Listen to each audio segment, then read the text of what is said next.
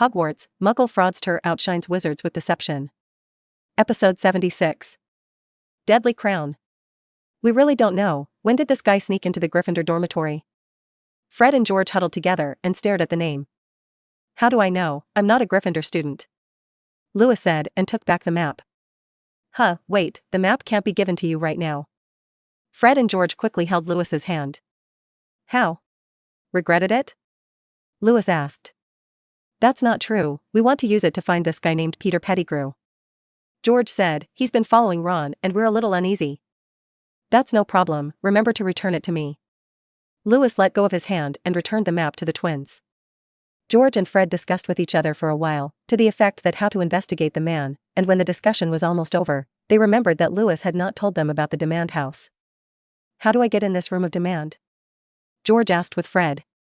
It's simple that you just need to. Lewis described in the simplest words how to enter the room of requirement, leaving the twins stunned, and finally, George sighed, Fred and I were lucky enough to accidentally trigger it, and you have only been at Hogwarts for a week to figure out how to use it. It seems that Merlin's bloodline is worthy of its name. Fred snapped. You're so smart. It's just basics.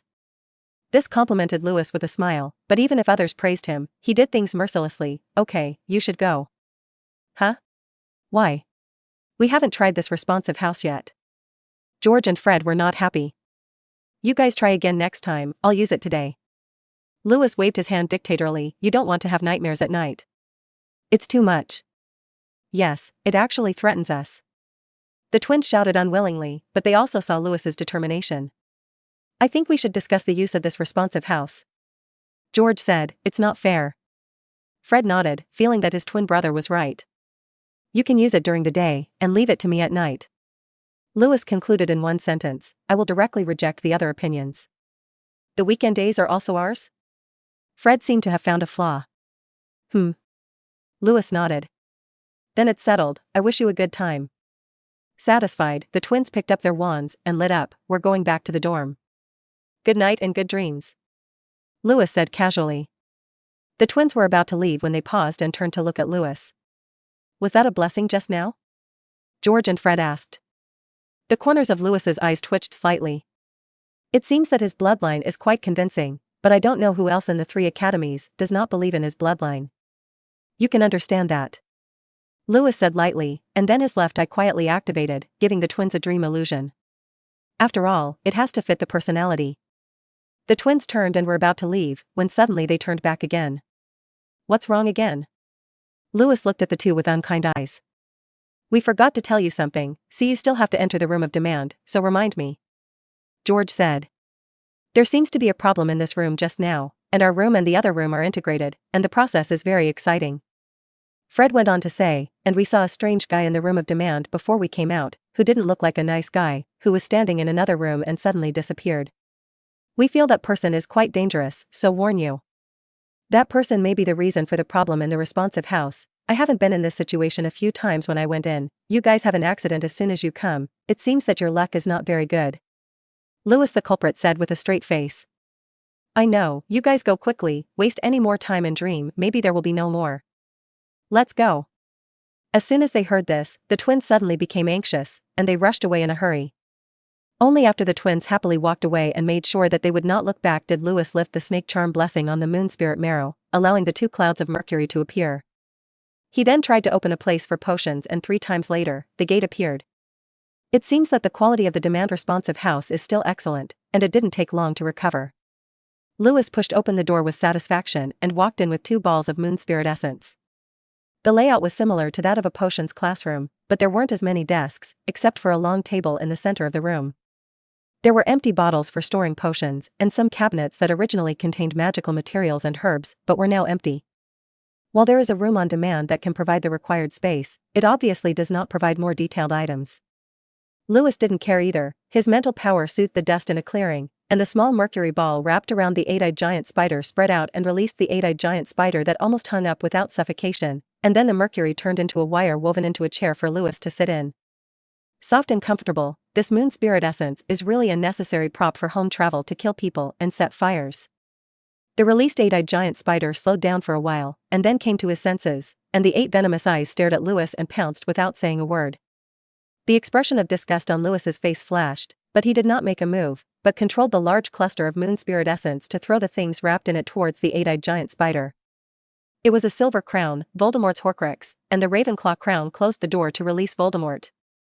I saw that the crown fell on the head of the eight-eyed giant spider naturally in the process of flying out, and then the next second the eight-eyed giant spider let out a terrifying scream and fell to the ground and began to roll and struggle, trying to get rid of the crown. But no matter how it struggled, the Ravenclaw crown grew on the head of the eight-eyed giant spider like a root, and it couldn't be shaken off. The chair where Lewis was sitting naturally retreated a few meters, leaving plenty of room for the eight-eyed spider to play. Not long after, the eight-eyed giant spider's struggling movements suddenly stopped, like an electric doll suddenly losing its power and standing motionless. The black mist squirmed on the Ravenclaw crown and slipped off the eight-eyed giant spider's head like it had finished eating meat and disgusted bones. Instead of bringing wisdom to the eight-eyed spider, the Ravenclaw crown turned into a grim reaper who took its life, and all because of Voldemort who stayed in the Ravenclaw crown and used this treasure as a Horcrux. Episode 77. Do I want to let you out to have a look? Seeing this scene, Lewis was very glad that he did not use the immortal ability of the dog charm to die. The devil knows that the immortality of the dog charm is useful for the ability to target the soul, and Lewis does not want to experiment with his body to this effect at all. As Voldemort Ravenclaw devoured the soul of the eight-eyed giant spider, a surging black mist appeared on the crown again, and this time it was much more imposing than when it first appeared. But looking at the momentum of the black mist, Voldemort, who had just devoured the eight-eyed giant spider, seemed a little dishonest. Lewis raised his eyes to look at the Ravenclaw crown, and his eyes instantly shot out electric rays with a faint starlight, instantly piercing the black fog with lightning speed, hitting the Ravenclaw crown. The crown was immediately knocked out, smashed against the wall, and bounced back at Lewis's feet. Although it looked like the Ravenclaw crown had not been damaged at all, the black mist above it was much thinner. Give you a long memory, don't think I'm a weak chicken that can be handled casually, I think it's simple to kill you, just see if I want to do it. Lewis said in a flat tone.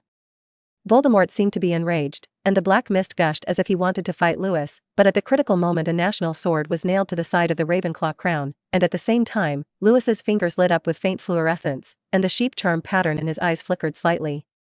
You said that if your soul is expelled from the Horcrux, will your soul still be protected by the Horcrux?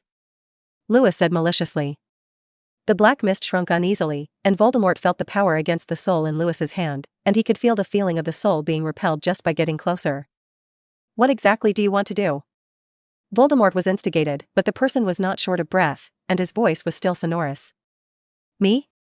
I don't want to do anything, I just pity you that a Dark Lord was actually killed by a little brat, it's humiliating, isn't it?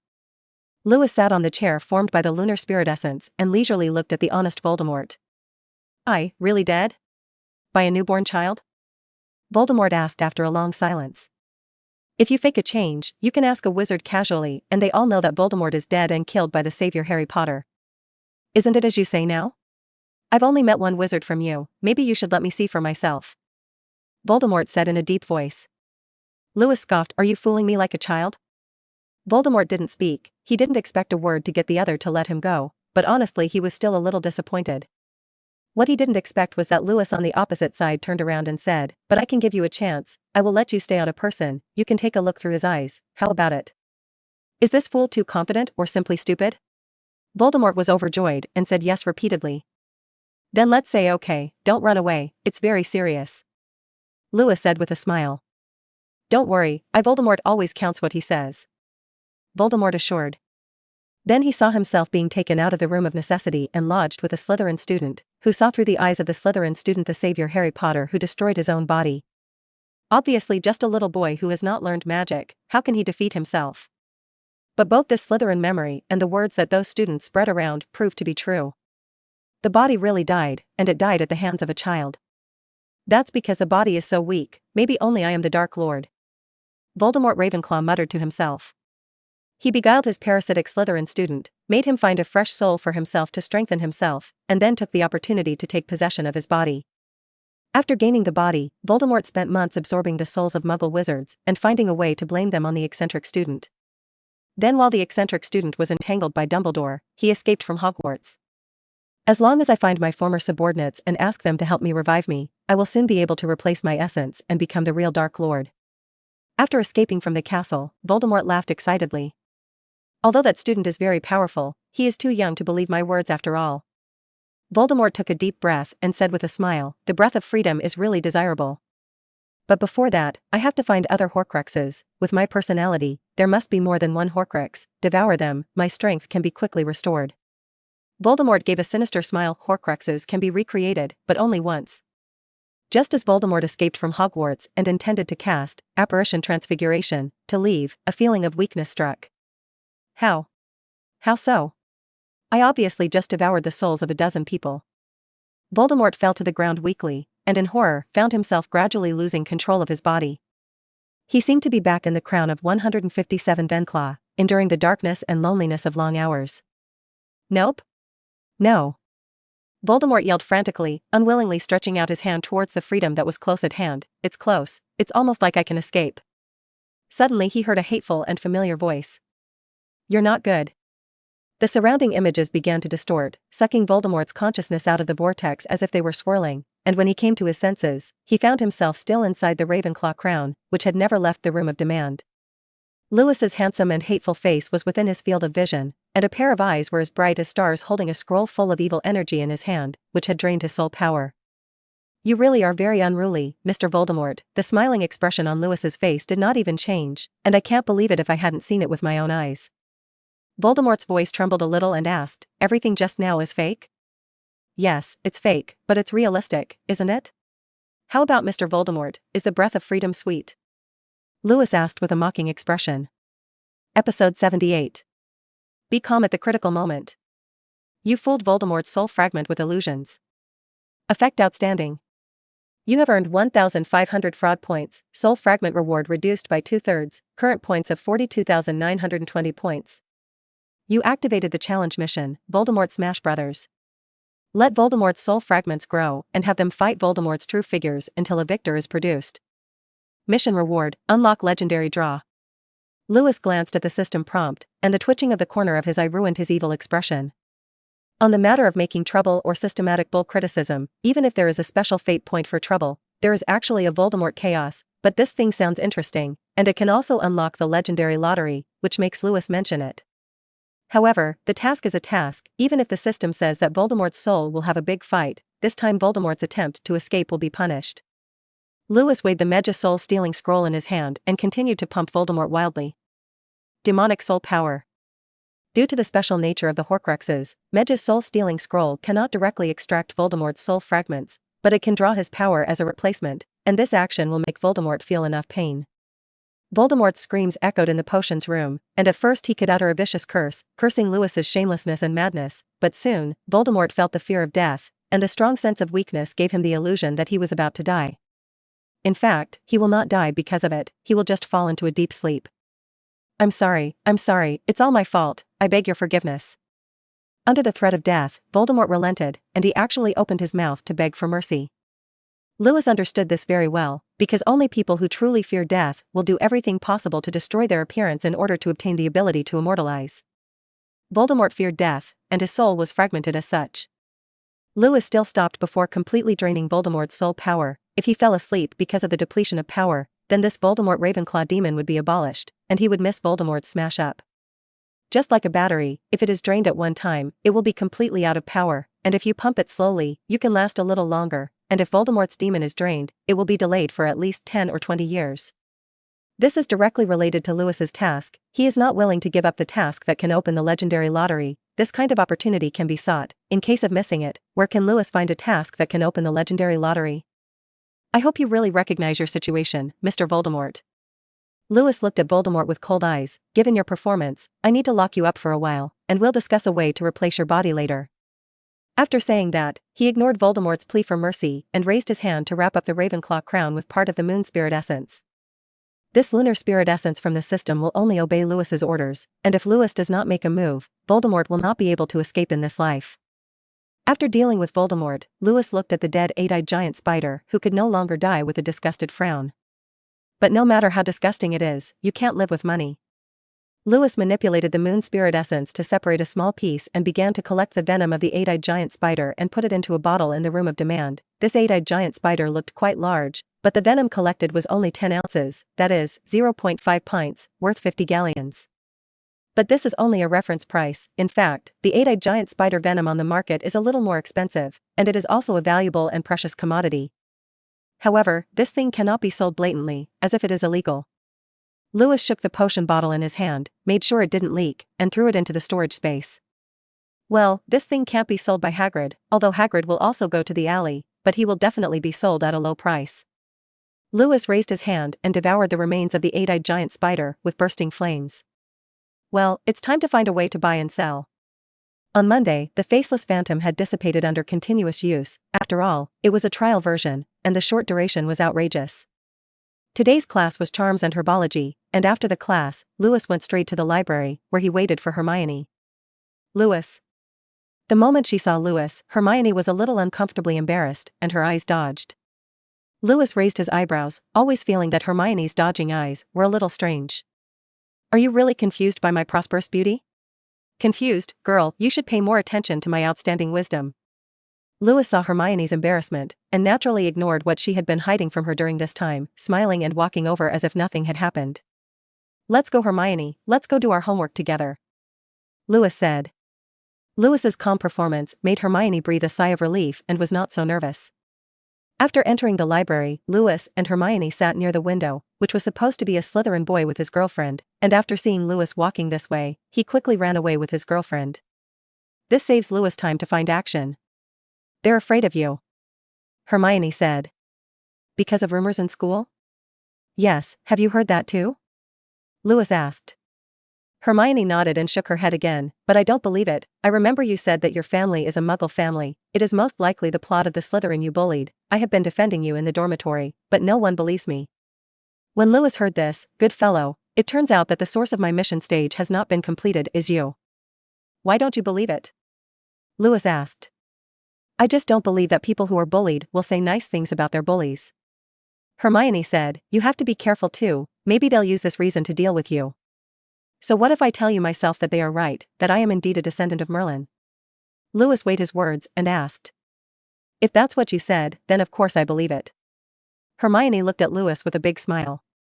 The afterglow of the setting sun hit Hermione's face through the window, making her face seem to have a halo, and her feather-like thick eyelashes fluttered slightly. She looked at Lewis and said very seriously, I will believe what you say. At that moment, Lewis almost couldn't hold back from telling the truth that I was actually lying to them, but at the critical moment, Lewis collected his thoughts. Then I'll tell you, I'm a descendant of Merlin's bloodline. Lewis said in a calm voice. Episode 79. The girl's coquettishness makes people feel happy. As soon as the voice fell, Lewis saw the system prompt. You completed the first stage of the Wizard and Nightmare quest. You get 21,000 fraud points. Mission bonus points are doubled, you get 42,000 fraud points, current points 84,920. The first stage has been achieved, the second stage of rewards has been distributed, and you have won the perfect draw 10 times. It turned out that Hermione was the last person who didn't want to believe Lewis's bloodline, because Lewis hadn't mentioned it in front of her, so she didn't believe it, but at the moment Lewis personally admitted it, she believed it. It was really touching to say, Lewis almost couldn't help but tell the truth, but fortunately he contained his emotions at the last minute, so that this task did not go wrong. But this second stage of rewards is not as much as the first stage, Lewis calculated in his heart. The reward of the second stage is 20,000 fraud points, and the first stage of pure reward of 21,000 points is still 1,000 points. It is estimated that because Lewis did not activate the perfect reward at that time, the value of the perfect reward was overestimated and lost. What did you say? Hermione saw Lewis's mouth moving, but didn't hear him speak, so she asked. Oh, nothing, I really believe in me. Lewis said casually. Of course I believe you. We're friends. There was a suspicious pause between Hermione's words, but Lewis deliberately pretended not to hear. Can't see that Hermione still has the potential of arrogance. Lewis deliberately did not say anything, just observed Hermione's performance. Lewis looked down at his homework, but his eyes looked at Hermione through the distorted gaze.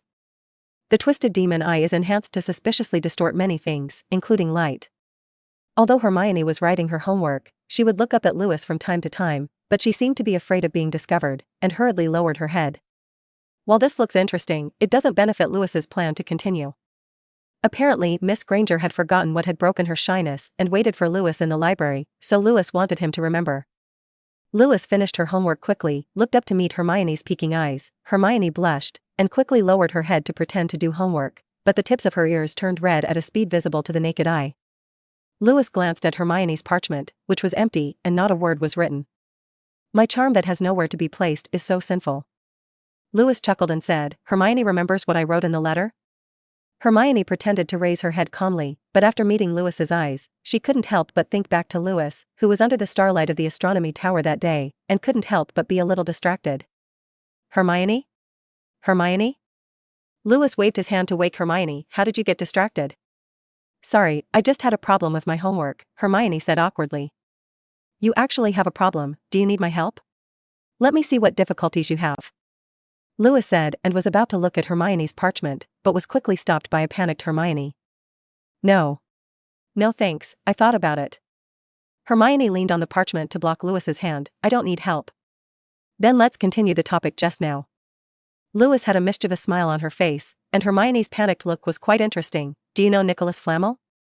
Hermione shook her head. I've heard the name but I don't know who he is. I'm a little curious so wanted to come and ask you.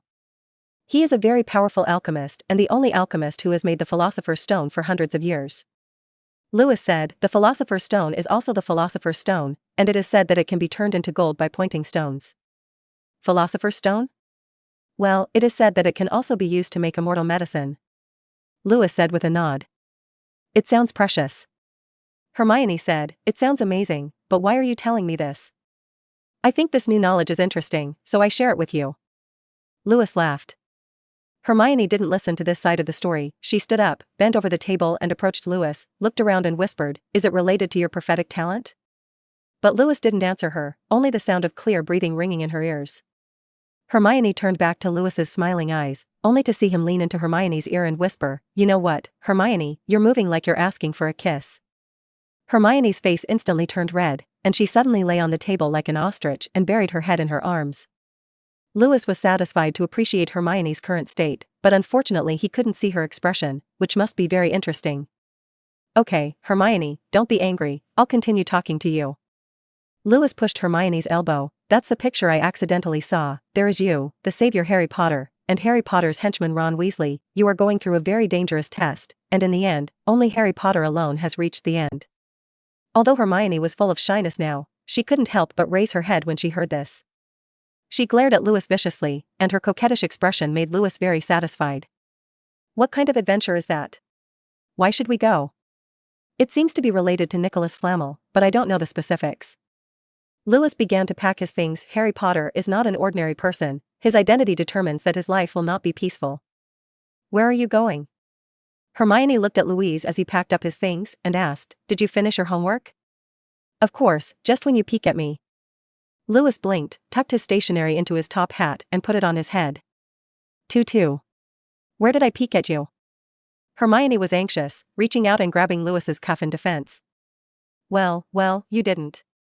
Lewis coaxed the child, but I'm going to go first. Your performance is so cute, I'm afraid I can't help but continue to tease you. You. Embarrassed and annoyed, Hermione almost broke the rules of the library's quiet, and could only look at Lewis with open teeth and claws. Seeing this, Lewis raised his hand and pressed it on Hermione's head and immediately stopped Hermione's movements, making her stand in place as if she was fixed. Hermione, I wish you a good dream tonight, see you tomorrow. Lewis said softly as he rubbed Hermione's silky and fluffy hair. Feeling the warmth coming from above her head, Hermione blushed and lowered her head, and when she came back to her senses, Lewis had already left. Episode 80. Perfect draw.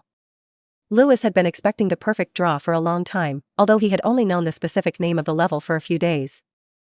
And today is the moment when he opened the lottery for the first time.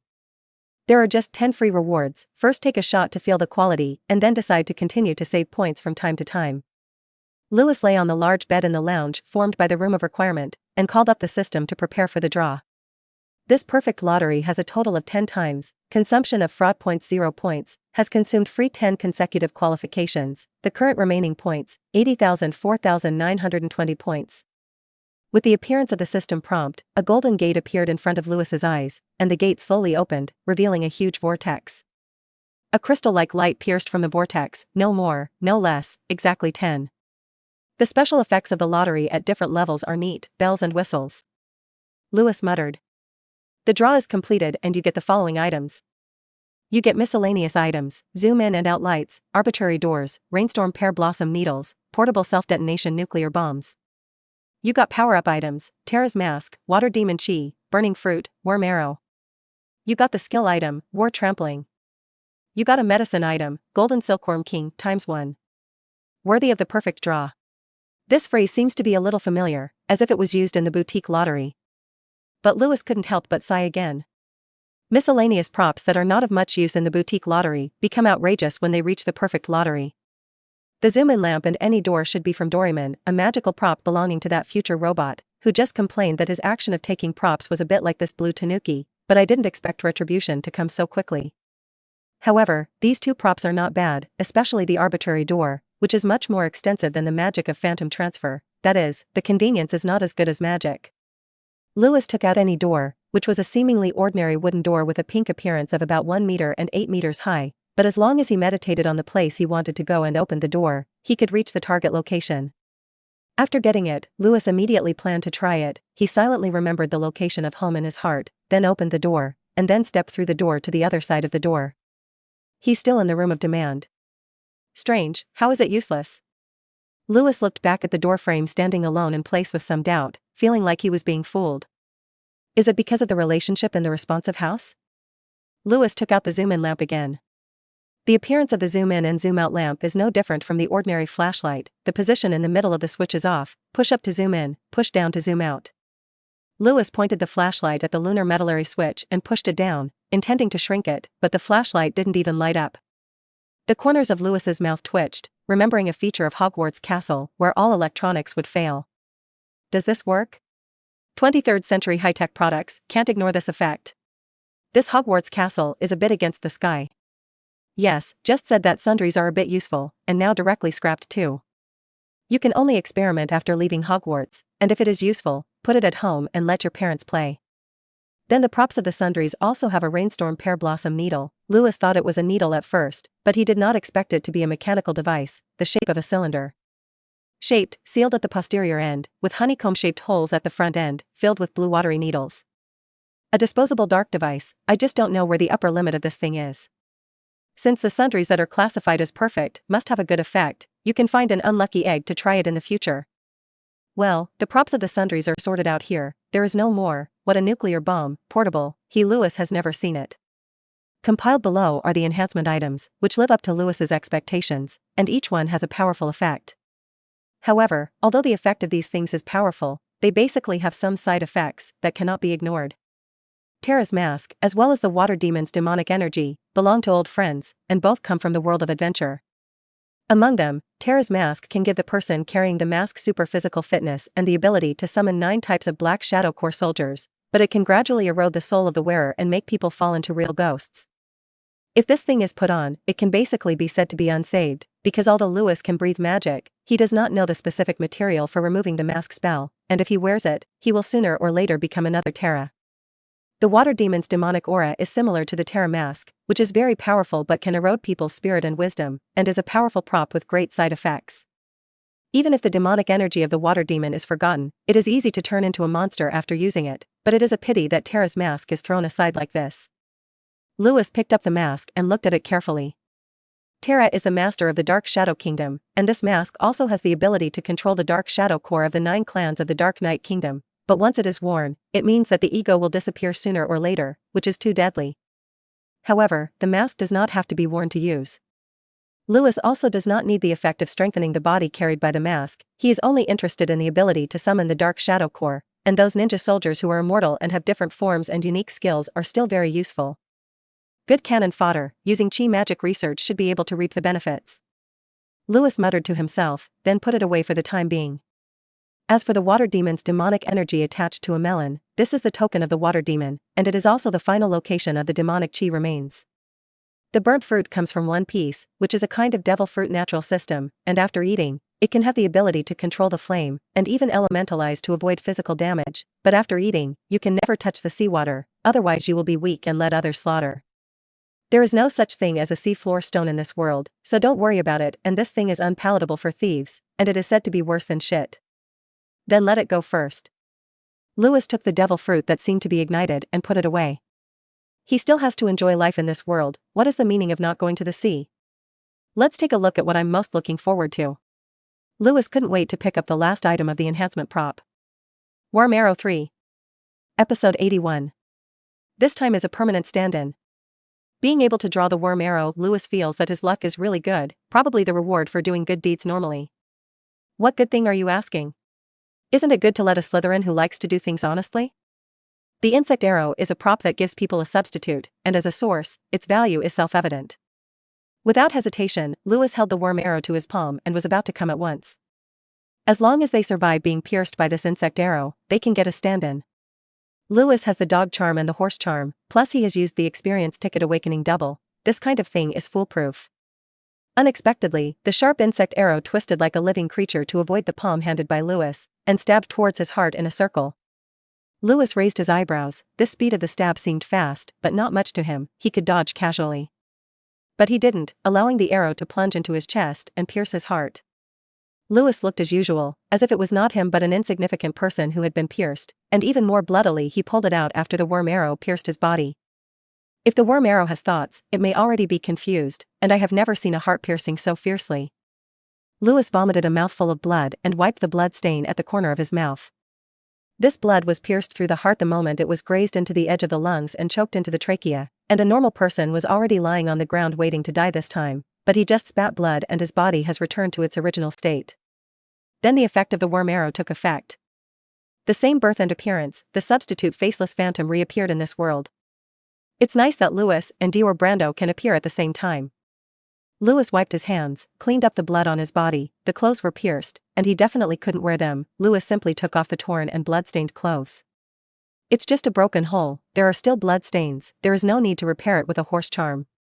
Lewis rubbed the undershirt to ash with a pinch of his hand. Putting away the worm arrow, Lewis took out another golden bug. The Golden Silkworm King, the only pharmaceutical prop in this lottery, is also the perfect level of pharmaceutical prop that Lewis has seen for the first time. Golden Silkworm King, the king of cheats, can restrain all cheats, can detoxify 100 poisons after taking, and obtain a body that is invincible to 100 poisons, and the energy in the body is doubled. The Golden Silkworm King, a special prop in the game Sword and Fairy, can be upgraded directly when taken, but at that time the familiarity in the game, there is no level in reality. Naturally there will be no possibility of upgrading one level, but its effect is stronger than in the game. Detoxification and 100 poisons are not invaded. The so-called doubling of energy in the body is equivalent to a powerful cultivation elixir, but unfortunately Lewis does not have that kind of system. His body and energy are only spiritual power and insignificant chi magic. Lewis thought for a while and felt that it was better to eat it directly. His state was likely not to cultivate, although the system's lottery might burst out of special immortal cultivation techniques and other things, but Lewis felt that he didn't seem to need it much. Phoenix? He has dog charms and horse charms, immortality, strength. The most powerful wizard in this world is also Dumbledore's level. Just now Lewis and Dumbledore fight that is also 3 or 7 open. He 7, Dumbledore 3. If a sneak attack, take the chance of Louis 9 out of 9 to kill Dumbledore in seconds. Less of the 0.1 to give Dumbledore a little more face. Then what is he doing with that energy cultivation? Isn't it fragrant? So there is no need to keep this Golden Silkworm King. Lewis hesitated for a moment, looked at the golden can-can as if the insect eyes poured with gold, closed his heart and opened his mouth to swallow the Golden Silkworm King whole. Although he hates bugs, he is not worried about bugs in the face of interests. As soon as the Golden Silkworm King got off his belly, Lewis felt a searing warm current rushing from his abdomen to his chest and from his chest to the top of his head, and after turning around above his head, another free fall fell into the position of Dantian.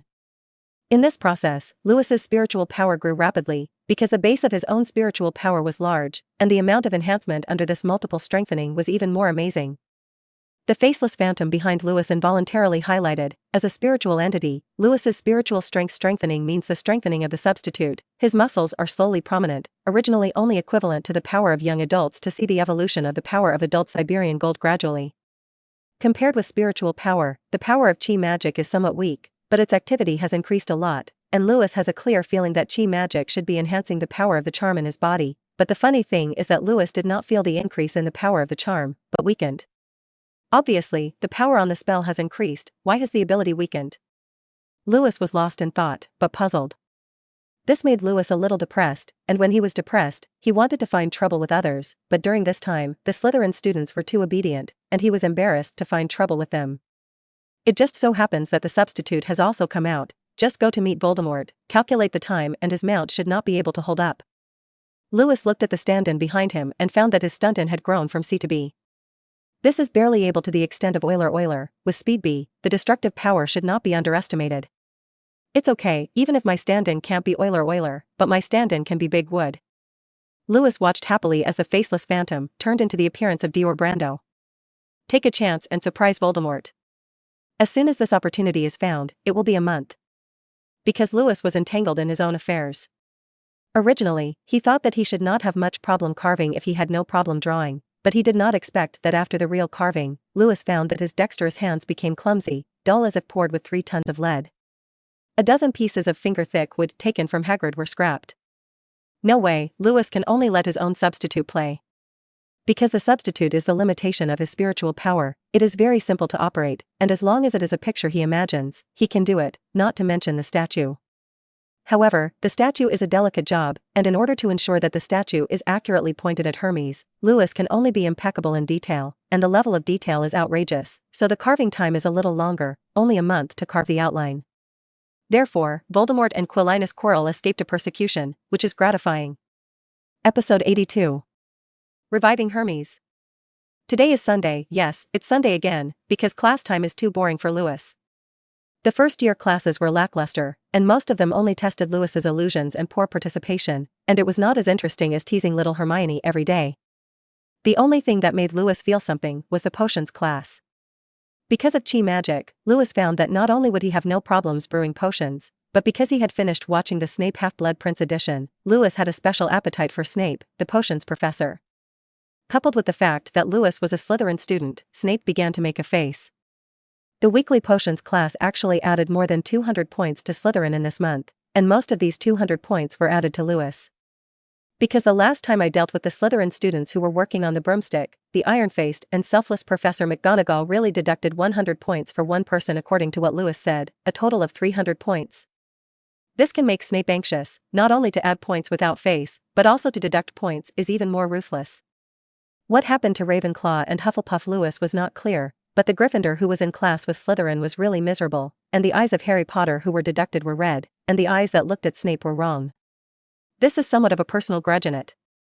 It's daytime, it's still the weekend, but the school is empty, even the village of Hogsmeade next door is half empty. Because they all went to the game, Quidditch matches, Gryffindor versus Slytherin. It can only be said that the entertainment of wizards is really lacking. Even Quirrell, who was possessed by Voldemort, ran over to join in the fun. At this time Hogwarts has become an empty city. What's not good, go watch the ball. The problem is that Voldemort acquiesced, Lewis understood it, and these wizards were just that. Lewis wasn't interested in that kind of competition, and it would be nice if he had time to polish the details of the statue of Hermes. Lewis went to the room of requirement with a full set of tools, because the Weasley twins were both batsmen on the Gryffindor Quidditch team, and they would definitely not have the energy to come to the room of requirement today. So today this place belongs to him too. It just so happens that the statue of Hermes will be completed today, so stop by here to revive Hermes and see what this legendary god is like. At the workbench, Lewis closed his eyes and focused all his mind on the stand-in, the faceless phantom. A small statue was held in his hand by the faceless phantom, and his other hand held delicate sandpaper to carefully polish the statue. If outsiders see the scene of Lewis carving a statue, they will definitely think that it is magical, because they cannot see the substitute that does not deliberately reveal the shape, they can only see the floating statue and tools. It's not scientific, but it's magical, and in short, it's very reasonable. The shape of the statue is symbolic, the action is full of tension, although it lacks the slightest spirituality, it is also a good work.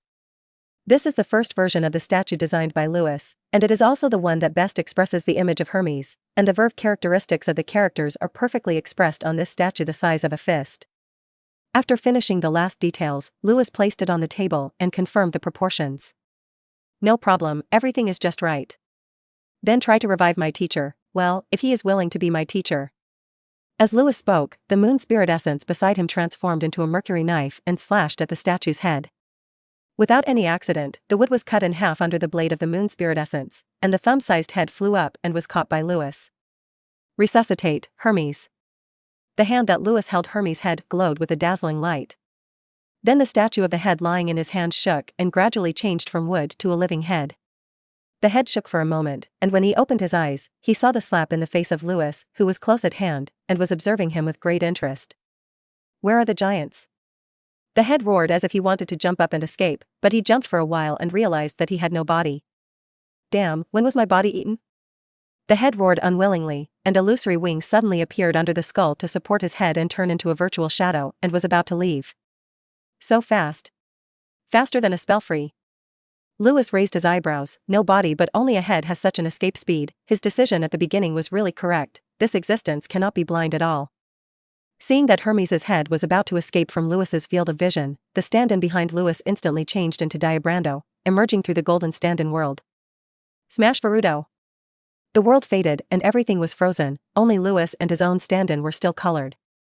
The world stand-in of the faceless phantom only had a 2-second time stop. Lewis did not delay, a spell appeared in his eyes, and his right hand turned into a shadow and gently pinched Hermes' head. Time stop plus spell free, no one can be faster than Lewis in these 2 seconds. Fearing that his hand would be too strong and accidentally burst Hermes' head, Lewis used skill, and even when he stopped recovering, Lewis still heard a crisp rattling sound. Hermes had an extra crack in his head and showed no signs of bleeding, but Hermes had begun to roll his eyes. If it weren't for Lewis's use of the horse charm, this Hermes would have received a box lunch once in less than an episode after 867 games. "Please calm down this gentleman," Lewis said in a low voice. "You don't want your only remaining head to turn into a puddle of mud, do you?" For small creatures, the sound of large creatures is beyond the standard, and the sound is conducive to communication. The head of Hermes, who was rescued by Lewis, finally had no intention of running away without saying a word, and his head floated in front of Lewis and asked, "You dare to talk to me like this? Do you know what a noble existence is in front of you?" Lewis's face brushed and became gloomy. "I don't know if it's honorable or not, but I just need a little effort to say goodbye to this beautiful world," Lewis threatened in a deep voice. "Why don't you just talk about it? Who are you?" "Well, just kidding," the head said helplessly. "My name is Hermes, you should know, right? It's a god, and although I'm not in the right state, it's real. The state can be improved, Mr. Hermes." Lewis turned his face to a kind expression, but out of an abundance of caution, "You probably wouldn't mind me asking you a few questions as an exam, Mr. Her." Although he said politely, Hermes always felt that there was a murderous aura hidden under Lewis's kind expression. "I don't think I'm qualified to refuse, do I?" Hermes smiled wryly and said, "You ask." Episode 83. Fooling Hermes. This exam, if you can't pass it, you will definitely be finished. Hermes had already recognized the reality before he decided to answer the question, but fortunately Lewis's questions were not difficult, just some knowledge about alchemy. Although these questions are still a little weird, they all belong to the category of alchemy, which is difficult for Hermes. He is the originator of alchemy, and he brought this discipline to mankind. Lewis asked while observing this god, "Even if the god with only one head is strong, there will be no majesty." Lewis is just curious, is there such a thing as a god in this world, and does Hermes know that he is just a statue? After the assessment, whether it is some conjectures that have no answers in the book or the very complex alchemy knowledge Hermes who has answers, it seems that this head is really Hermes's head. But how do you fool him into being a teacher for yourself? Lewis pondered for a moment and asked, "What are Mr. Hermes' plans?" "Intend? Don't you return the body to me first?" Hermes asked rhetorically. Mr. Hermes said and laughed, "I am just a minor wizard, how can I quietly take your body? Besides, I don't eat people." Lewis quietly let the lunar spirit essence hide Hermes' body. "Shoo. Not you? So where did my body go?" Hermes looked at Lewis suspiciously. Lewis spread his hands. "You were like this when I found you, and only a little bit big, you know. I'm not a giant, I'm just a normal size. Am I under some kind of curse?" Hermes began to self-replenish. "Maybe." Lewis observed Hermes' expression and asked, "How is Hermes' study of magic?" "Naturally it won't be bad, but what do you ask this for?" Hermes looked at Lewis. "I'm a wizard who is curious about knowledge, and you're very knowledgeable, so I want to learn something from you," Lewis said. "Learn knowledge?" Hermes showed a hesitant expression. He thought for a long time. Lewis patiently waited for him to make a decision, did not urge. Finally, Hermes made up his mind and nodded. "Well, I promised you, I don't think I have the power to refuse, don't I? Tell me what you want to learn, and I will know everything." Lewis did not show a smile that succeeded in his plan, but looked at Hermes' head thoughtfully. There is no prompt, and the fraud fails. "Mr. Hermes, when did you see through my lie?" Lewis asked calmly. The expression on Hermes' head froze, and he said helplessly, "Are people now so honest in deceiving people?" See through it and don't say it's broken. Isn't it bad for everyone to be vain and submissive? After all, my job is not a fraudster, but a magician, and the fraudster can continue to weave the next lie after the lie is punctured, but the magician can't. The magician's performance must be perfect, and he always has to find his mistake, right? Louis sat on a chair woven with moon spirit essence. I can only say that I am worthy of being the patron saint of the fraudster, Mr. Hermes, but I am curious, although my lies are simple, but there is very little information revealed, which may make you suspicious, but not so that you can directly identify it. How exactly do you see through? Well, your lies are indeed different from those delicate lies that are only compiled with flowery rhetoric and complex plans, which will naturally make people fall into doubt, and then unconsciously let their guard down because of their own doubts. Hermes spoke eloquently without a sense of nervousness that was disguised at all. I have to say that you are very talented, but you also said that I am Hermes, the patron saint of fraudsters, and all fraud will attract my attention, although I am weak now, but the fraud that is close and targeted still cannot escape my perception. Is that the reason? The so-called patron saint of fraudsters is the natural enemy of all fraudsters. Louis looked aware. Hermes shook his head. I'm not that unemotional. After all, I am a patron saint, and I will not expose the lies of any fraudster. Seeing Louis's skeptical look, Hermes hurriedly said, just now it was pierced by yourself. I have already pretended to be deceived, and I am still curious how you saw through. Your body language betrays you. Louis said with a serious face. Shoo. Hermes' face twitched twice. Next time this kind of thing that looks like a lie, don't say it. Everyone is quite embarrassed to say it. Don't ask this kind of question that won't be answered next time. It's even more embarrassing to ask. So can you tell the truth now? How did I become like this? Hermes asked. Louis thought for a moment, thinking about how to answer the other party. A Hermes who can see through any lie, it is obviously not advisable to use simple deception, only other methods. Let's talk to you. So Louis weighed the words. Your appearance is more special. I made it myself, not long after the hand that just arrived. The head was cut off by something strange, moon spirit pulp liquid, and then you woke up when I held your head, rat charm recovery. That's it? That's it. But how do I feel like you didn't say anything? Hermes scratched his head. What about my body? Swallowed by that weird thing. Louis said with conviction. And what about that weird thing?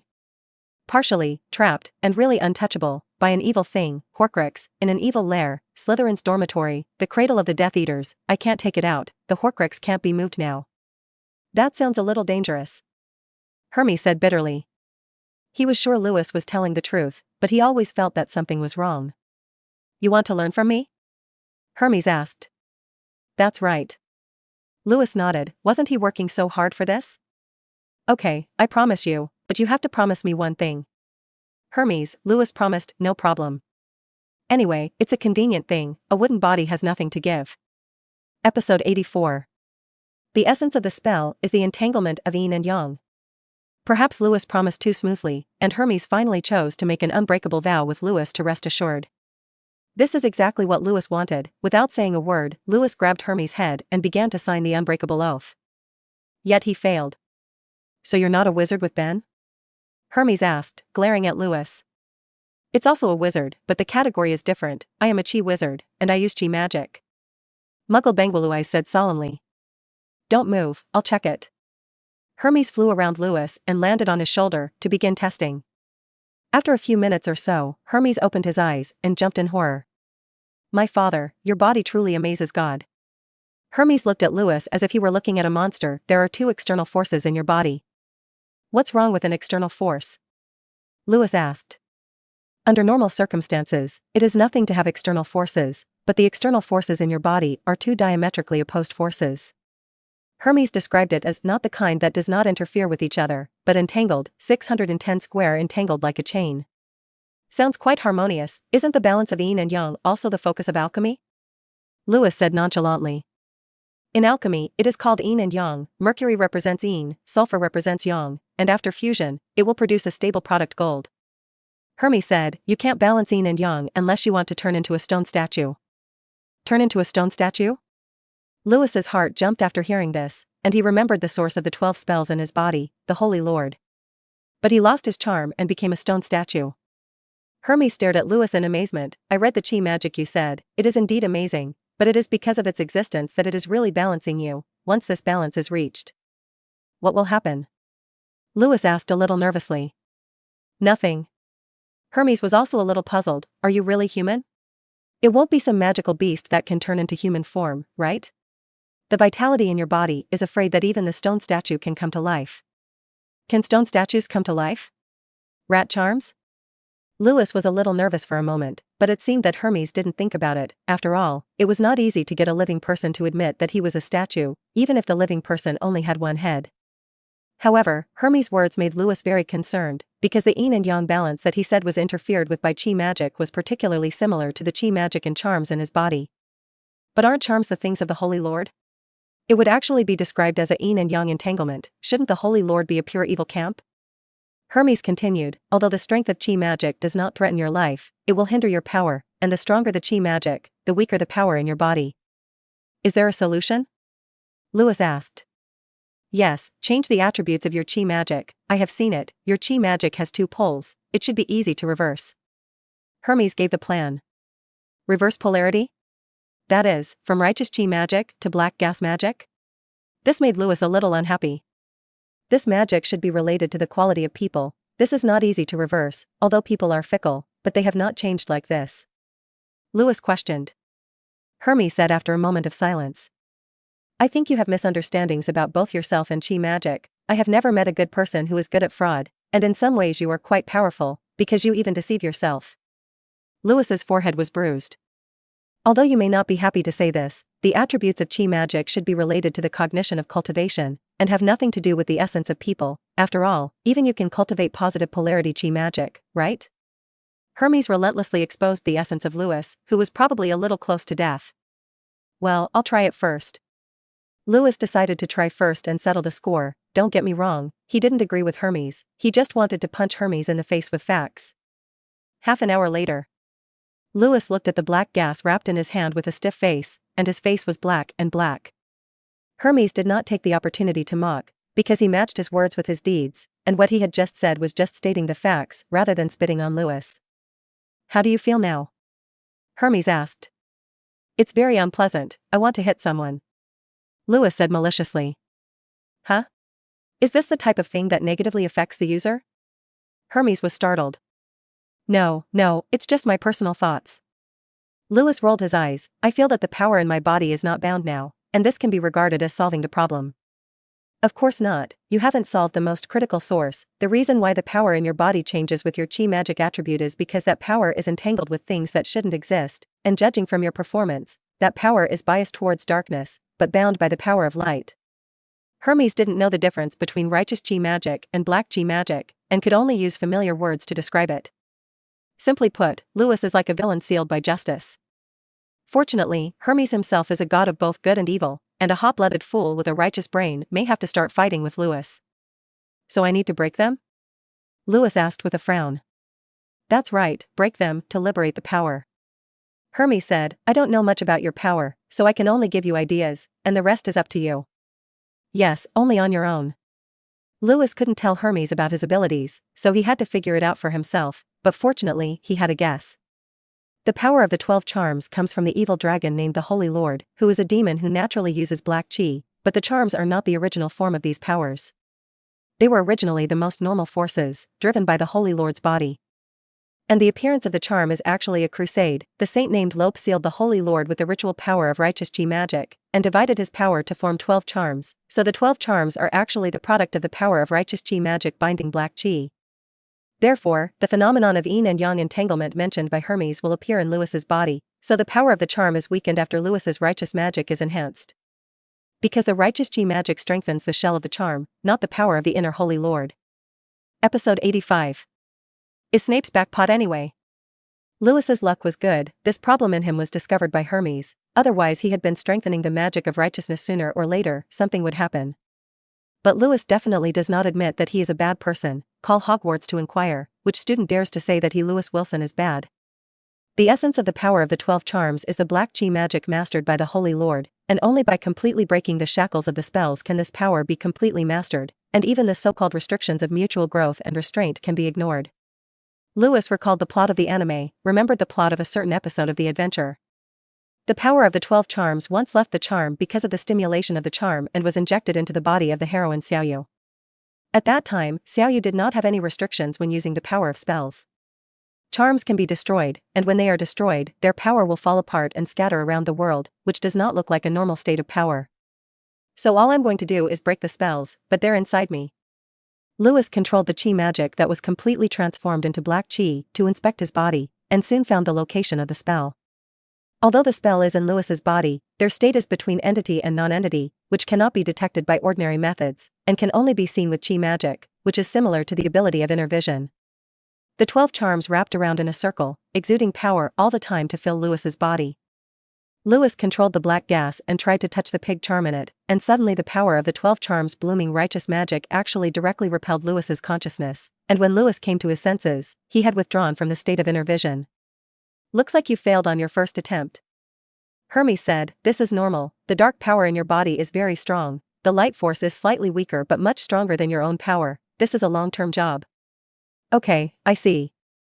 Lewis stood up, and the moon spirit essence once again turned into a ball and followed him. Hermes, who was about to start teaching Lewis alchemy, was stunned and looked at Lewis. What are you going to do? Can't you see it? Tired, rest. Lewis stretched and said lazily. This month, he is focused on carving and polishing the statue of Hermes, spending too much experience. This will be hard. How can it be done without resting for a while? Rest? How did you think of rest at your age? Shouldn't you study harder and become a big hero who saves the world? Hermes' eyes widened. You're talking about the protagonist of The King's Road. I'm a villain type, don't work hard, swing badly. Lewis reached out and grabbed Hermes' head. It's enough to take an hour or two a day to study things. After saying that, ignoring Hermes' objections, he put him in his pocket, patted his pocket, and said, Forgive Mr. Hermes, maybe you haven't been in contact with wizards for too long. Wizards are used to classifying things that don't look like people as black magic. If you don't want to be destroyed, it's better not to be discovered. Lewis was not lying. This is indeed a widely circulated statement in the wizarding world, and Hermes, who was originally going to drill out, stopped. Can't you leave me in this room? I felt as if it was isolated from the surroundings. Hermes said in Lewis's pocket. No, although this room is hidden, I still have friends who will go there from time to time, and they can't open the door when you are inside. Lewis explained as he walked out of the room of demand. Descending the moving staircase, Lewis ran head-on into a large troop, apparently coming from the castle gate, looking hurried. Take a closer look at a group of people carrying a person running, as if someone was injured. Lewis shook his head to get out of the way. I really don't understand this group of wizards, who don't develop a melee system but like to play violent games like Quidditch. Well, it is possible that the melee system was not developed so that Quidditch would not be more violent. But playing a game to the point where first aid is needed, Lewis said he couldn't understand. Like all Muggle sports, not elegant enough. Still watch magic, it's interesting to study magic. Just as the crowd was walking by, Lewis saw an acquaintance, little Hermione. Lewis reached out and grabbed Hermione's arm to pull her out of the army. Hermione was suddenly grabbed, and when she was scratching her head, she turned around and saw Lewis's face. For bizarre reasons, Hermione was pulled and only a thin line away from falling into Lewis's arms. Then an unknown brother made an assist, and Hermione was hit on the back and plunged headlong into Lewis's arms. The top of Hermione's fluffy head pressed against the tip of Lewis's nose, giving Lewis a full nose. This kind of thing seemed to stimulate Hermione a little, and she subconsciously pushed Lewis away, but she was not angry and just stared at Lewis with a red face. Lewis gave a smile. Looks like I had good luck today. Hermione punched Lewis in the chest in anger and whispered, You should apologize at this time. Well, I'm sorry to disturb this lady, I'm just a little curious, what's wrong with you guys? Who is carrying? Lewis asked. It's Harry, he was hit by a runaway bludger while watching the ball. Hermione said with some concern. Lewis raised his eyebrows. Bludger? Isn't that just chasing the ball of a flying broom? Was it led by someone else? There is no protection for watching Quidditch, and athletes fly through the sky on broomsticks, risking falling into the audience if they are not careful, causing casualties. Of course, the kind of athlete who will fall off the broom is not eligible to play, and most Quidditch players will subconsciously grab the flying broom even if they are stunned. This is to protect the spectators and protect themselves. So it was out of control. Some people said that the ball had been cast a stun curse beforehand, but I don't think so. I accidentally spotted Snape casting a spell while watching the ball, and he kept staring at the bludger when it attacked Harry. Hermione said solemnly. It seems that Snape is still on his back, and Harry Potter, who has not yet joined the Quidditch team, is still being targeted by Quirrell, and the bludger, which suddenly gets out of control, is undoubtedly controlled by Quirrell. Snape is very professional. No wonder Quirrell didn't concentrate on his career and ran to see Quidditch fish and was not punished by Voldemort. It turned out that he wanted to do the big job. It's a pity that he failed, and there is Snegwyn who is always watching Harry. Episode 86. The other party's defense friend can't rise again. While Lewis and Hermione were talking, the troops escorting Harry Potter to the school hospital had already left, and only the two people who were talking were left on the moving stairs. Professor Snape wants to take down Harry? That's impossible. Lewis decided to defend his professor. Why is it impossible? He's always hated Harry, hasn't he? I've heard he's been targeting Harry in class. Hermione asked rhetorically. It sounds right, but Lewis has proof. Hermione, do you know how much magic an adult wizard can unleash? Lewis said, if Professor Snape really wants to kill Harry, he has many ways. Even with bludgers, he can let Harry die instead of falling into a coma. This reason is too strong for the opposing debater, Hermione Granger, to refute it. And? Lewis suddenly leaned into Hermione's ear. Harry Potter hurt. Why are you so nervous? Because we're friends. Hermione looked at Lewis, who was suddenly approaching, a little overwhelmed, and suddenly she remembered that on the first day they went to the library, Padma seemed to have done this action, and then was forced forward by Lewis as well. So little Hermione took a step forward as if she had found a way to crack it, and looked up at Lewis's face. Friend, huh? Lewis looked at Hermione's little face with an unyielding expression at hand, and instead of flinching as Hermione imagined, she said softly, so what would you do if I was injured? Of course, I am nervous. Hermione said incoherently, subconsciously wanting to step back, but was hugged by Lewis. Hermione's brain went blank by Lewis's bold behavior, and she stared blankly into Lewis's eyes, like a frightened white rabbit. Lewis leaned his head close to Hermione's ear and said with a smile in his words, you can't scare me like this. This method of thick-skinned people won't care. I think my skin is quite thick. The hot breath that Lewis spat out as he spoke hit Hermione's earlobe, and suddenly, the tips of her ears were stained with a layer of redness. Lewis let go of Hermione and looked at her dizzy expression. Daily teasing, Hermione achieved. Ahem. Suddenly, an old coughing sound came in her ears, startling Hermione and almost jumping up. Lewis turned his head and saw that it was the headmaster of Hogwarts, Albus Dumbledore. Good afternoon, Mr. Headmaster. Lewis smiled, not at all embarrassed that Hermione was not as cheeky as Lewis, and lowered her head, not daring to look. Good afternoon, Headmaster Dumbledore. I hope I didn't bother you. Dumbledore smiled and said, I'm going to visit Mr. Potter in the school hospital, you guys continue. After saying that, he passed by the two and walked in the direction of the school hospital. The headmaster seems to care about Harry. Hermione looked at Dumbledore's back and whispered. Of course, that's the savior who defeated the Dark Lord. Lewis looked at Hermione. Would you like to collect your emotions and go ahead like Mr. Headmaster said? Bah. Hermione stuck out her tongue. Don't. Albus, isn't this incident enough to alert you? The man's hands and feet had already mixed into Hogwarts, and he was going to attack Harry Potter. In the headmaster's room, Snape's tone was anxious. I know, calm down, Severus. Dumbledore said slowly, but he didn't dare to show up, did he? Otherwise it wouldn't be a bludger, but a life spell. But he did show up at school, and most likely, Quilina's Quirrell. Snape stressed. It's been weird since he went back to school, hasn't it? But we have no evidence, and we can't just suspect someone, Severus. Dumbledore was still in no hurry. Whatever you want, but I'll keep an eye on him. Snape was completely lost in temper by Dumbledore's calm performance. But I hope you can pay attention to your performance. After all, they doubt you more than Quirrell. There is one thing Dumbledore didn't say, and that is that Snape's performance is too annoying, and Snape looks worse than Quirrell, who looks like he is only a promise. Isn't that my destiny? Snape said lightly. I'm done with my own business. Isn't it time to have some fun? I'm starting to ponder. After all, it's been a month or two since school started, and it's a little hard to say that Dior Brando hasn't seen Voldemort yet. Then go and meet them. By the way, see what they are doing now, and don't you still think about how to get through the checkpoints set by the professors? Lewis touched his chin and summoned the faceless phantom. The roommates were all in the dormitory, and every now and then they would glance up at Lewis, but no one noticed the faceless ghost. Unless the faceless phantom takes the initiative to appear, he is an ordinary stand-in, and no one can see him except the stand-in messenger. The perspective shifted. Lewis controlled the faceless phantom to transform into the blonde Dior Brando, and then continued to transform, giving Dior Boo half a degree to organize 10 sets of magician equipment. Top hats, tuxedos, but also walking sticks and essential masks.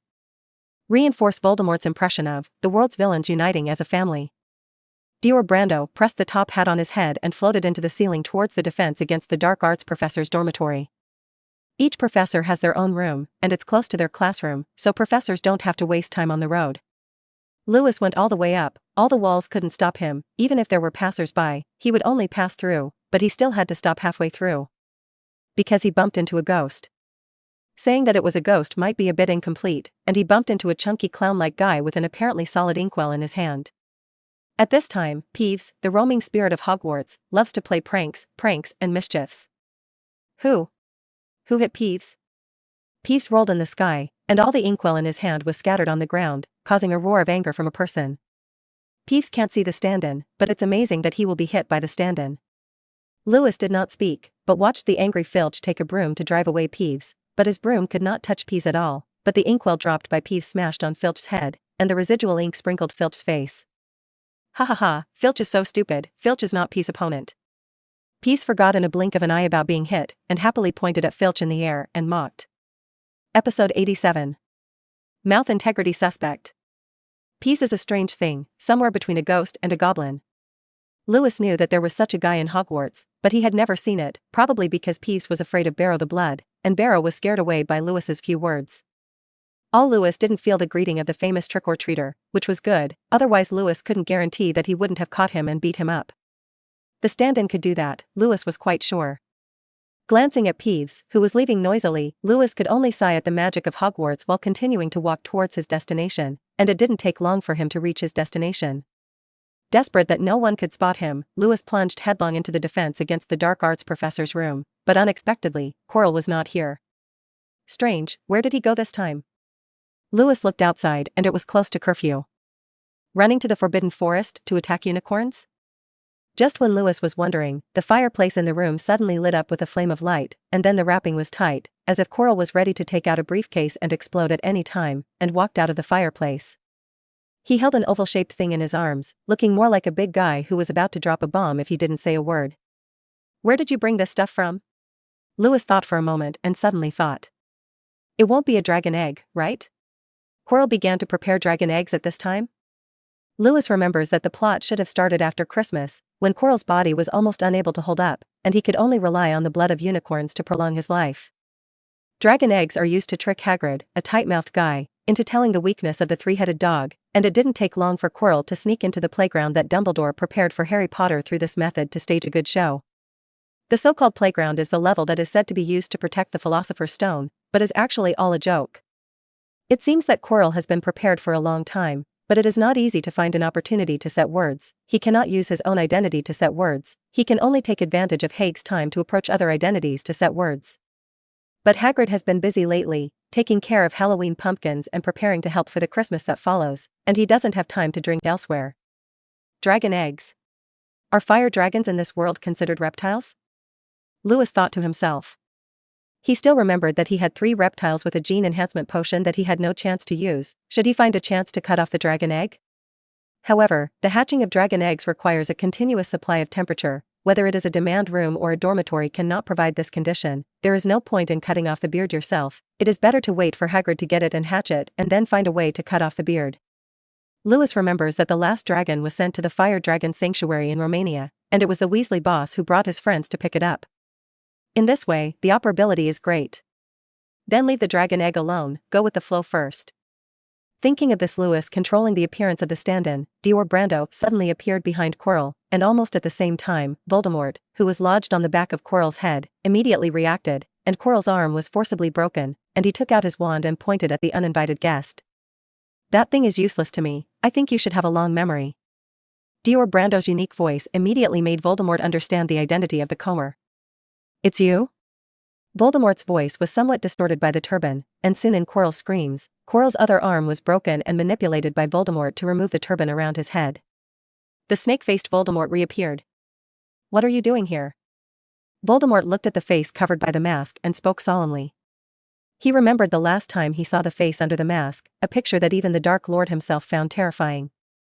Let's see how the person I chose is doing now. TSK, it doesn't look better, but weaker than last time. Lewis shook his head and said in a cynical tone. If it weren't for my useless servant, I wouldn't be so miserable. Voldemort said hatefully. The root of the body's owner, Quirrell, itched his teeth, but there was no way.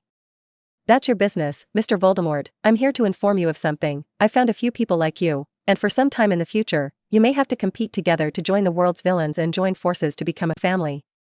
Ridiculous, you may be mistaken, I never intended to join your ridiculous organization.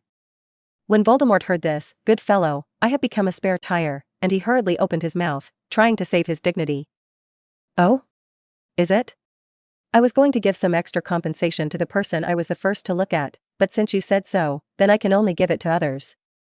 Lewis said and turned to leave. Alas, it's a pity that this can treat the injured thing, and others don't seem to need it. Wait, upon hearing something healing, Voldemort was not calm, and quickly stopped Lewis to start fragrant, but I think it still doesn't hurt to join.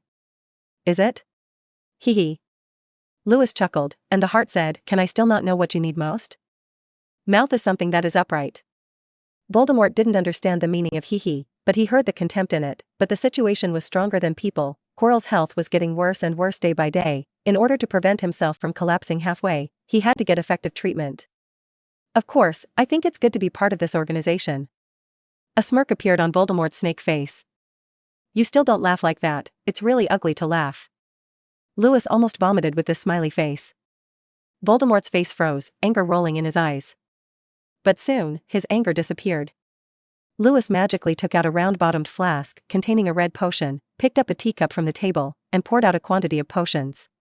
Endless little red bottle, which contains 3 points of potions to heal all injuries, cannot be stored by means other than the little red bottle, and the potions in the little red bottle are refreshed every day. This is a prop I don't know from in which game. The straightforward blood tool has become a powerful prop that can treat any injury in reality. Life extension is impossible. Life extension is equivalent to increasing the maximum limit of life, which is a rare prop. Come, drink it.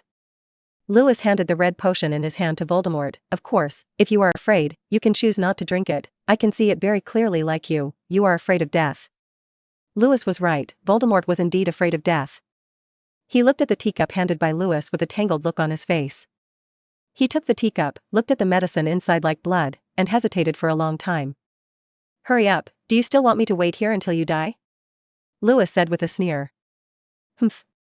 Voldemort snorted coldly and suddenly returned his body to Quirrell and ordered, Quirrell, you come and drink. Episode 88. Whispering Voldemort. Voldemort was worried about the curse in the potion, and planned to let Quirrell test the poison. Although he parasitized Quirrell's body, Quirrell died and he could only escape, but it was better than contracting the curse.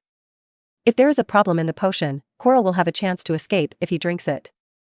Yes. Yes, master. Quirrell almost fainted from the pain of his suddenly recovered arm, and he could barely grasp the teacup in his hand. But the desire to survive made him hold on to the teacup, and if this thing fell to the ground, he would be miserable, and Voldemort would torture him to death. Quirrell turned around, looked at Lewis in the mask, looked at the potion in his hand again, and drank him down with a heart. He was now a rotten life. His body was occupied by Voldemort like an insect-eaten apple withering day by day. His body was so damaged that he even emitted a strange body odor that only dying people emit, which made him rub disgusting spices on his body every day to cover up the smell. If he does not drink, he will die sooner or later, and if he drinks at most, he will be poisoned on the spot and can be freed as soon as possible. I didn't want to hit this medicine. Not only is not poisonous, the effect is also unexpectedly good. Just after the stomach immediately saw the effect. Quirrell's face improved at a speed visible to the naked eye, and he looked at his hands in disbelief. Even the pain left by Voldemort's forcible control was rapidly fading. I'm getting healthier, Quirrell said excitedly. Before he could rejoice for long, with the sound of bones breaking, Voldemort took over the body again. This stuff works. Voldemort's greedy eyes stared at the little red bottle in Lewis's hand. If it weren't for the fear of this Dior Brando's power, he would have already started to snatch it. Of course, this is a treasure of our organization. Lewis shook the little red bottle in his hand and made a plan to put it away. Wait, Voldemort anxiously, can you give me some more of that potion? Oh? Do you still want to? Lewis chuckled. It's already a gift to give you a potion, do you want more? Aren't you afraid to hold yourself to death? I need this medicine, you make a price. Voldemort ignored the provocation in Lewis's words. You? There is not even a body, what qualifications do you have to make me offer? Lewis shook his head. He can give this little red bottle directly to the other party, but what is too easy to get will not be cherished, and the person who gives it will be regarded as a critic, and Lewis does not want to be a critic, so he must make it difficult for the other party. I have dragon eggs here, how about exchanging them? Voldemort said, active dragon eggs can definitely hatch fire dragons. Hearing this, Quirrell couldn't sit still, even though the pain of being forcibly controlled by his body made him tremble all over. But the master, Quirrell said with difficulty, that's our bargaining chip, to get news from that stupid big guy. His heart was dripping blood, the dragon egg had been bought with his own savings, and Voldemort was a poor bastard who had nothing, and he didn't feel sorry for his own money. Shut up, Voldemort's growl interrupted Quirrell's words, and Quirrell's rebuttal made him absolutely humiliating, especially in front of fellow villain Dior Brando. So Voldemort decided to punish Quirrell. Quirrell's body suddenly began to twitch, and a slurred whimper came out of his mouth. This did not affect Voldemort's control, and he looked at Lewis as usual and said, a dragon egg, give me some more medicine. What do I want dragon eggs for? Eat? Lewis sneered and shook his head, it seems that your life is really miserable, and a dragon egg will make you hurt. Then what exactly do you want to give me the medicine? Voldemort said impatiently. It's simple, do 2 things for me. Lewis said, first of all, the Merlin bloodline, my intelligence tells me that there seems to be Merlin's bloodline at Hogwarts. You would actually believe this kind of joke? Ridiculously funny. As if seizing the opportunity, Voldemort laughed wildly at Lewis. Lewis didn't speak, just looked at Voldemort coldly, the position of the mask's eyes, and the blood-red pupils staring at him. Voldemort's laughter slowly stopped, his expression changing from mockery to hesitation, and then cold sweat flowed. Those emotionless eyes clearly saw no malice, but Voldemort felt a stone pressing against his heart, that pressure, that fear made him think of death. Whether it's true or false, I will judge for myself. Lewis said, don't you claim to have a lot of loyal Death Eaters under your command? It shouldn't be difficult to investigate a person, right? The moment Lewis spoke, the pressure in his heart suddenly dissipated, but Voldemort's expression remained ugly. I can't summon the Death Eaters in this state right now, and they won't listen to me now. Voldemort said. Humph, useless stuff. Lewis's words made Voldemort's headlines rise. I can give you time, but I hope you don't make me wait too long. What's the second thing? Voldemort said this almost through gritted teeth. Since his success, he had never imagined that one day he would be so low that hatred for Dior Brando almost overflowed from his eyes. The second thing is simple, I'm going to brew some potions. I heard that the Forbidden Forest of Hogwarts is rich in production, help me get a little if you have a chance. Lewis threw out a list, and the words on it were all written by stand-ins, which was very different from Lewis's body. Voldemort caught the list and glanced at the names of the materials on it. Obviously he was very good in potions, he couldn't see what potions they wanted to brew together. I will, but how do I contact you? Voldemort asked. Contact me? No need, I'll give you a month, I'll pick it up in a month, and if I can't do it, I'll take back the medicine I gave you. Lewis once again said something that made the arrogant Voldemort almost furious. Here you go. Lewis said, throwing the endless little red bottle to Voldemort. Voldemort in shock, and quickly and carefully caught the medicine bottle. Only that? Voldemort looked at the amount of medicine in the bottle and angrily asked, you let me do so many things and give me 2 pills? Don't worry, the medicine in that bottle is infinite, and it will generate 3 parts of the potion every day, but you have to drink them all, because it only has 3 parts at most and cannot be preserved by any method. Lewis pressed his top hat. That's it, it's time for me to go. After speaking, his figure gradually became transparent as if it was about to disappear. By the way, Lewis took off his mask under Voldemort's horrified gaze before leaving, but this time it was not scary, it was a handsome face of arrogance and arrogance. Remind you, that descendant of Merlin's bloodline is dangerous, don't let him know your identity as a reserve member of the world's villains united to become a family, or I can't save you. Merlin bloodline? Voldemort's venomous gaze flashed with thought. Suddenly, there was a knock outside the door, and then Snape's tepid voice sounded outside the door. Quilina's Quirrell, are you inside? It's Snape. Oh? It seems that someone has come to you, is it your friend? Lewis deliberately did not lower his voice, you seem to be quite welcome here. Voldemort's expression became tangled, and he hesitated whether he should meet the spy who had belonged to him in the past. No, not yet. Voldemort's eyes were gloomy, he didn't trust Snape, or not enough. You're not leaving it this time, do you plan to stay here and watch jokes? Voldemort said to Lewis. He then returned the body to Quirrell. Play your character Quirrell. Quirrell's body was twitching, and he endured the severe pain but did not dare to make any sound, for fear of disturbing Snape outside the door. At this time, he hated himself extremely much. Why did he provoke Voldemort? He did not dare to give birth to any thoughts of disrespect to Voldemort in his mind, because when Voldemort was sober, all thoughts in his mind could not be hidden from Voldemort, and any disrespect to Voldemort would subject him to cruel punishment. Huh. Lewis laughed contemptuously and instantly disappeared in place. Professor Quirrell? Are you inside? Snape's urging voice came from outside the door, and Quirrell gritted his teeth and poured a cup of medicine from the magic medicine bottle to ease his pain. I don't know what method is used to brew it, and even the taste is very different from ordinary potions, and just by drinking a small cup, Quirrell feels his dry and fragile body being moisturized again. Fortunately, Voldemort took great care of his carrier and did not punish him for drinking the potion privately. Quirrell wiped the sweat from pain on his forehead, hid the potion bottle and dragon egg, and picked up the bandana that Voldemort had dropped on the ground. Sorry, Master, I'm going to hide you. Quirrell whispered, his hands shaking as he wrapped his turban up. Soon he returned to Professor Quirrell's daily outfit, and because he had just finished the medicine, his complexion looked much better. However, he did not open the door immediately, but took out the spices that he used to use to hide the smell on his body and set a table, and then walked to the door to prepare to open the door. Professor Quirrell? Snape outside the door was already a little impatient by this time, and he was thinking about where Quirrell would go when he wasn't in his room. Could it be that he is ready to do it? Stealing the Philosopher's Stone now? Thinking of this, Snape was a little anxious, and just as he was about to rush to the corridor on the 4th floor, Professor Quirrell's door finally opened. Professor Snape, good evening, is there anything going on? Quirrell rubbed his hands in front of him, like a nervous social terrorist. Professor Quirrell, what were you just doing? Snape took a step back from the smell of Quirrell, who always felt a foul smell on Quirrell. He felt that Quirrell must be doing something just after not opening the door for a long time, and he seemed to have heard a stranger's voice just now. The voice was recognizable, and although he heard it every day, Snape assured that if he heard it again, he would recognize it immediately. Unabashed his suspicions, he looked into the room, but it was a pity that it was obscured by the layers of turbans wrapped in Quirrell.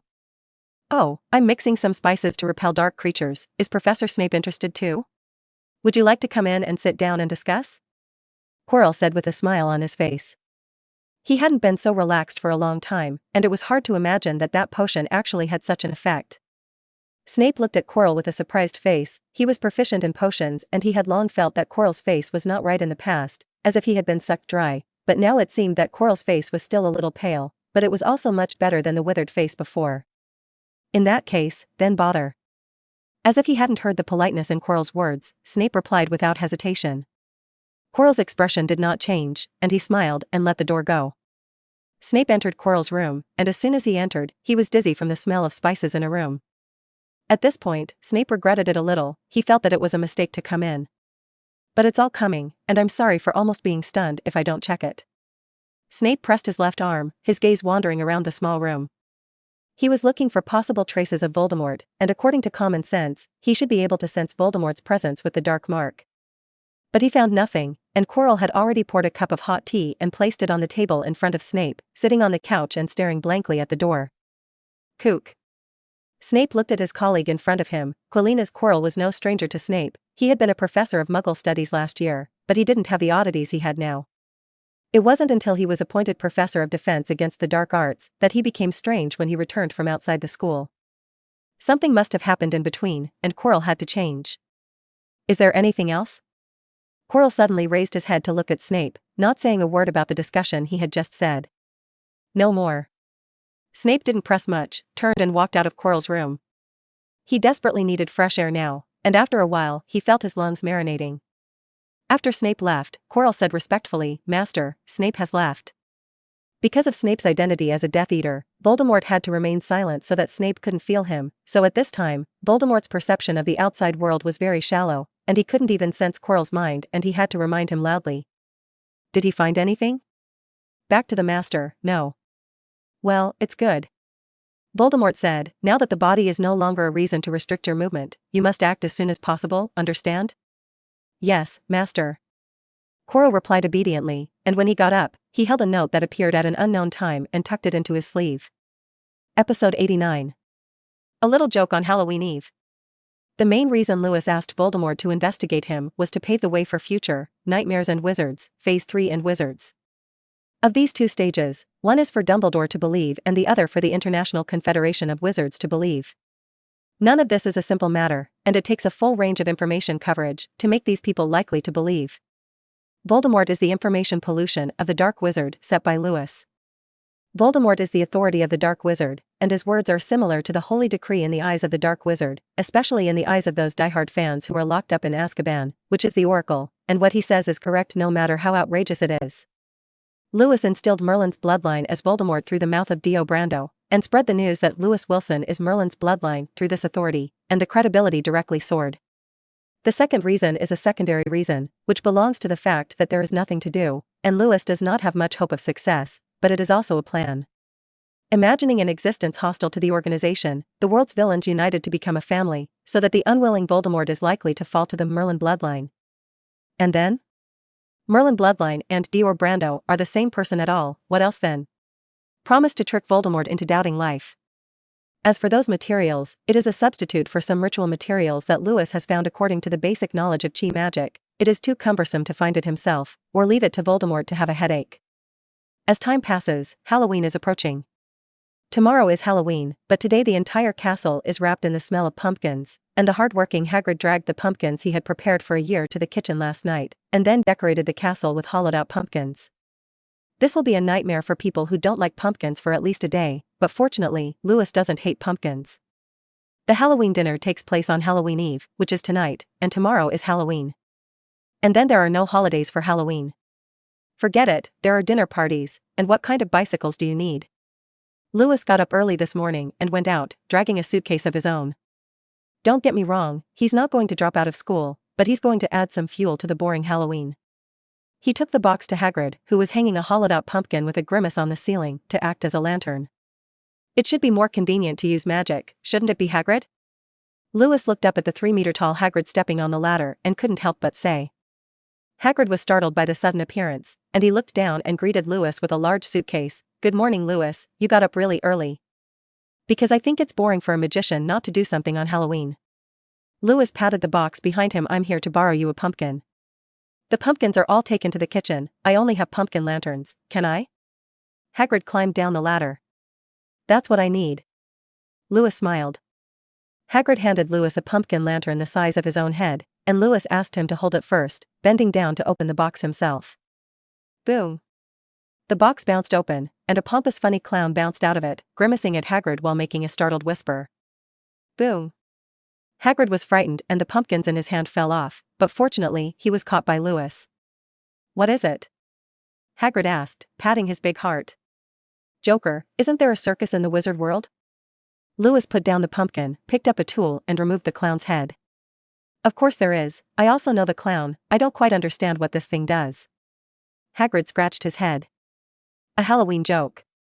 Lewis put the pumpkin in the position of the clown's head as the head, made the cracked grimace the face of the new clown, and put the clown's hat on its head. And then some, black gas, magic. Lewis pretended to take out his wand and tapped it on the new Joker's pumpkin head. Imperceptible black gas flowed from Lewis's hand into the wand, and then into the body of the pumpkin clown. Suddenly, the pumpkin clown's body shook, and it shook its body but found itself fixed in a box. This magic is amazing. Hagrid looked at the pumpkin clown who seemed to come to life and couldn't help but sigh. What kind of magic is this? From the book, I don't know what it's called. Lewis said casually. He bent down and completely liberated the pumpkin clown, letting it bounce around on the ground with that half-cut spring body. This is a puppet made using black gas magic. Compared to the power of the rat charm can be said to be a world of difference, but the rat charm has a disadvantage. The awakened still life has its own ideas, they will not bow their heads and treat you as the boss.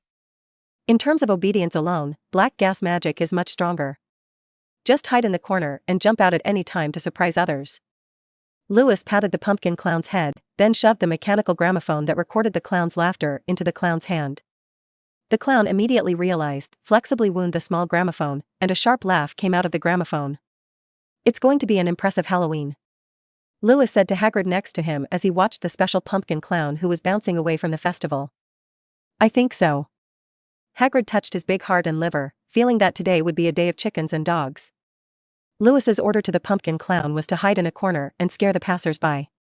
Of course, this is not fraud and fooling, and naturally it does not earn any fraud points, but it is fun, and it is good to add some fun to Hogwarts. But it was said that the pumpkin clown was bouncing around to find the corner Lewis was talking about, probably because he had been in the Slytherin dormitory long enough, or because the Slytherin dormitory was underground and close enough to the Black Lake, and the black gas product pumpkin clown liked it there. It sneaked up to the exit of the Slytherin common room, squatting with its body huddled up, waiting for the first lucky one to appear. Then a studious Slytherin male student walked out of the common room. The pumpkin clown, who was waiting for the opportunity, immediately let out a sharp, strange laugh and jumped in front of the male student. Your pumpkin clown makes an underage wizard suspect he's still dreaming. Effect outstanding. You have earned 200 fraud points, current points, 85,010 points. You have achieved it, Nightmare Messenger. Any being with ill will feel a heartfelt fear. Lewis, who was eating breakfast in the kitchen of Hogwarts, looked up blankly. Huh? Episode 90. Quirrell's weird move. Hogwarts has a kitchen full of house elves. If a student is lucky enough to find the location of the kitchen, you'll be filled with pies and milk tea by hospitable house elves. However, it is said that every Hufflepuff student knows the location of the kitchen, but they will keep it secret. No one can interfere with Hufflepuff cooking. Lewis was accustomed to getting up early, so he found a place in the kitchen very early, and there was no need to go to the auditorium to wait for breakfast. After breakfast, refusing the house elf's attempts to stuff biscuits into his pocket, a well-fed Lewis glanced at the kitchen where the Halloween dinner was being prepared. Don't talk about smelling, just looking at it makes you feel toothache. This will be a candy-themed dinner, and I hope the young wizards will have the habit of brushing their teeth before going to bed, otherwise the school hospital will not be able to accommodate so many toothache patients. Walking out of the kitchen, Lewis burped, grabbed the top hat on his armrest and began to think about whether he should get the pumpkin clown back. This is still the system prompt that reminded him just now. The pumpkin clown made by Lewis is not too scary, it is just a casual joke for ordinary wizards, but there is a group of people who do not think so, because they were once chased and killed by Oda all night. It's the Slytherin boys. It seems that the boys in Scotland have not yet been freed from the shadow of the clown's illusion of the night, but the clown has changed to pumpkin head but still startles them. Your pumpkin clown sends an underage wizard into a panic. Effect out. You have earned 200 fraud points, the current point is 45,320. The system prompted again, and Lewis was silent for a moment. No, it can't be so cruel, those Slytherins finally have a little spirit, don't give yourself a lot of self-isolation. Lewis muttered to himself, as if convincing himself. Just as he was about to convince himself that he was going to get the pumpkin clown back, the system prompted again. Your pumpkin clown has thrown an underage wizard into a strong panic, enough to remember the shadow for a lifetime. You have obtained 1,000 fraud points, and your current point is 46,320 points.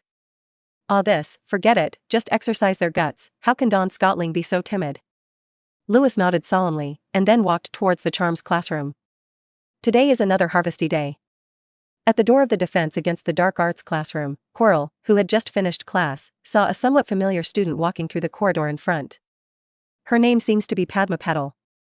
Quirrell remembers the girl because he often hears students say that they smell like Indians, to the student's displeasure. Miss Peter. Quirrell called Padma over, but his pace was a little slow, and by the time he caught up, he was already on the moving stairs.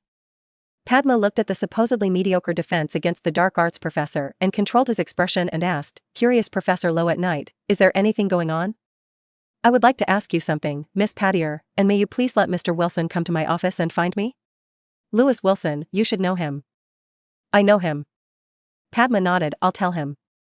Watching the girl walk away, Quirrell's voice sounded in his head. "Are you going to ask him at this time? Quilina's Quirlet, are you showing me your stupidity?" Voldemort was eating and roaring, "Don't forget your plan, you need to go and release the trolls, there is no time to talk from the students." "I'm sorry, Master, it's that I didn't think carefully enough."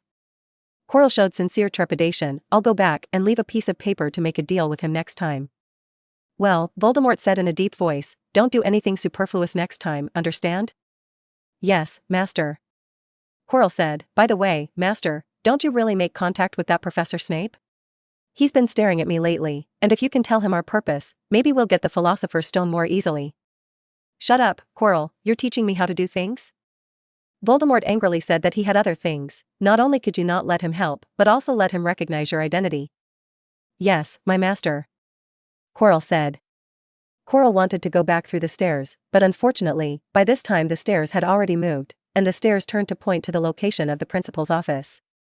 Severus Snape came out of the headmaster's room. He saw Quirrell, just nodded in greeting, and was about to leave when he saw Quirrell's twinkling eyes. Something is not right. Snape thought for a moment and decided to follow Shanlow. Instead of following, he followed him openly to Quirrell's office door. "Professor Snape, do you have something to do?" Quirrell asked, looking back at Snape. No, just a little curious, Professor Quirrell, why you haven't gone to the auditorium yet. Snape remained silent. I just made an appointment with a student to meet in the office, but suddenly I remembered about the dinner party in the evening, so I planned to leave a note. Quirrell said with a grudging smile. He bent down to bring a note, wrote apologies on it, and gave Snape a special look. The note looks fine. Snape watched Quirrell put the note on the table and was about to leave the extra doubt in his eyes. What exactly is this Quirrell doing? Is there anything else, Professor Snape? Quirrell asked. Seeing nothing, Snape, who felt like he had followed a lonely one, looked even more gloomy than usual. He felt that Quirrell seemed to be deliberately asking for himself, deliberately walking in front of him to pretend to be weak-minded, just to fool him. Humph. Snape snorted coldly and turned away. Watching Snape walk away, Quirrell whispered, Master, Snape is gone. Voldemort was active again, are you ready? Yes, Master, the note is kept. Quirrell replied. Voldemort's gaze saw the note on the table through the layers of turbans, found no problem, and nodded with satisfaction. Very well, let's go, carry out our plan. Yes, Quirrell replied respectfully, retracting his thoughts and glancing at the note on the table, my master.